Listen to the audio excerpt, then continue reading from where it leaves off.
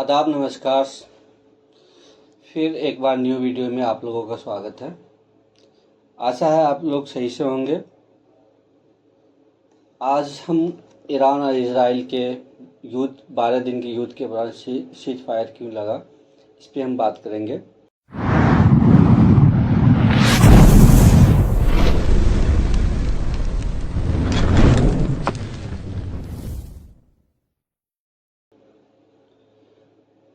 आज हमने एक स्क्रिप्ट के सोचा कि स्क्रिप्ट के साथ लिखकर आप लोगों के सामने एक इन्फॉर्मेशन दूं, क्योंकि आप लोगों के सामने एक अच्छे से इन्फॉर्मेशन दे पाऊँ। एक क्वेश्चन बनता है, एक सवाल बनता है कि अमेरिका इस लड़ाई में क्यों आया, इसराइल और ईरान की लड़ाई में अमेरिका क्यों आया। जैसा कि आप लोग सभी जानते हैं कि इसराइल को बनाने में अमेरिका का बहुत बड़ा सहयोग है और इसराइल कोई भी लड़ाई अमेरिका के बिना नहीं लड़ सकता। और में अमेरिका अपना दबदबा हमेशा बना के रखना चाहता है, इसलिए इसराइल को उकसाते रहता है कि लड़ाई लड़ते रहो। और वो अमेरिका जो है इसराइल को फंडिंग करता है लड़ाई लड़ने के नाम पे, इसीलिए वो अपने एयरक्राफ्ट एंड ETC बनाते और खरीदते रहते हैं। जैसा कि आप लोग जानते हैं कि ईरान ने इस तरीक़ा से मिसाइल से हमला किया इसराइल पे कि इसराइल का एयर डिफेंस सिस्टम भी काम नहीं किया और इसराइल के अंदर बहुत ज़्यादा बम्बारमेंट हुई। लेकिन इसराइल के पास 20-25 साल का युद्ध लड़ने का एक्सपीरियंस है, जिसके कारण उनका ज़्यादा नुकसान नहीं हुआ। इसराइल भी ईरान के ऊपर बम्बारमेंट किए, जिसमें ईरान का बहुत सारे नुकसान हुए। समथिंग 700 लोगों का इंतकाल हुआ और कुछ लोग जख्मी हुए।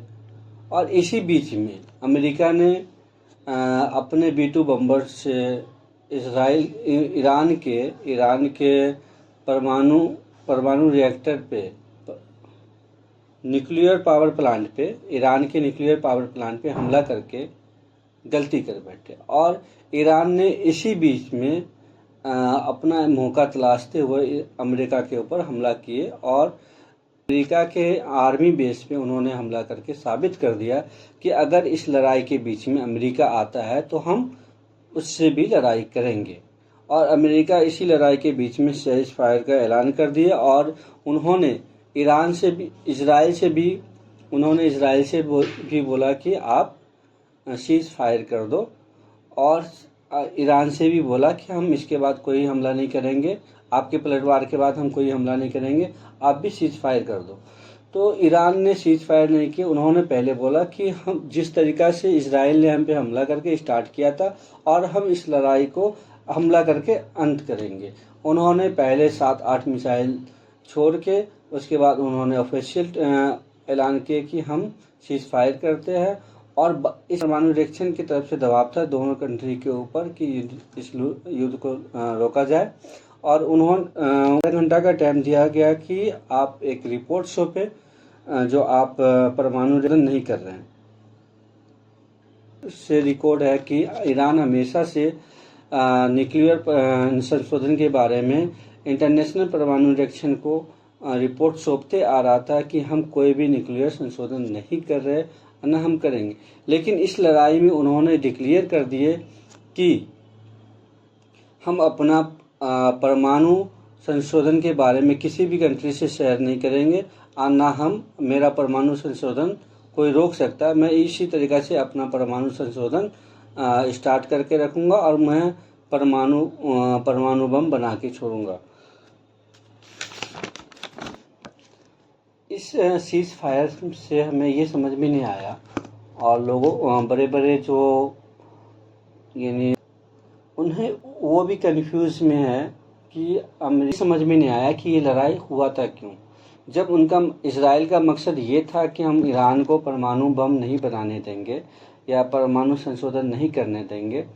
लेकिन हमें तो लगता है कि इस लड़ाई में ईरान को परमाणु संशोधन करने के लिए एक सहयोग कर दिए, क्योंकि वो हमेशा से ईरान इंटरनेशनल परमाणु रिएक्शन को और अपना रिपोर्ट सौंपते थे कि हम कोई भी परमाणु संशोधन नहीं कर रहे, लेकिन वो इस लड़ाई में उन्होंने साफ बोल दिया कि मैं अपना परमाणु संशोधन रिपोर्ट अब किसी भी कंट्री को या किसी भी संस्था को नहीं देंगे। तो मुझे लगता है कि इस लड़ाई ने ईरान को परमाणु संपन्न कंट्री बनाने में सहयोग करेगा। आशा है कि इन बातों को समाप्त करते हैं और फिर हम एक बार नेक्स्ट वीडियो में एक नई इन्फॉर्मेशन के साथ मिलेंगे। और थैंक्स फॉर वॉचिंग।